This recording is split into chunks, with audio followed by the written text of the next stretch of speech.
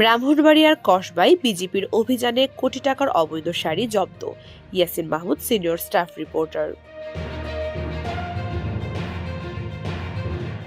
ব্রাহ্মণবাড়িয়ার কসবা সীমান্ত উপজেলায় বর্ডার গার্ড বাংলাদেশ বিজিবি এর বিশেষ অভিযানে প্রায় 1 কোটি টাকা মূল্যের অবৈধ ভারতীয় শাড়ি জব্দ করা হয়েছে। শনিবার 24/1/2026 তারিখে সকালে সুলতানপুর ব্যাটালিয়ন 60 বিজিবির দায়িত্বরত এলাকার কসবা উপজেলার সীমান্তবর্তী কৈয়াপুনিয়া এলাকায় এই অভিযান পরিচালনা করা হয়। অভিযানে মোট 92,47,500 টাকা মূল্যের ভারতীয় শাড়ি জব্দ করা হয়।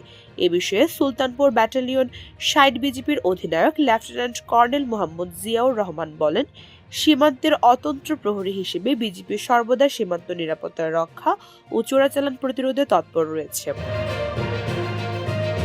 এরই ধারাবাহিকতায় সীমান্তবর্তী এলাকায় নিয়মিত অভিযান পরিচালনার মাধ্যমে অবৈধ ভারতীয় পণ্য জব্দ করা হচ্ছে।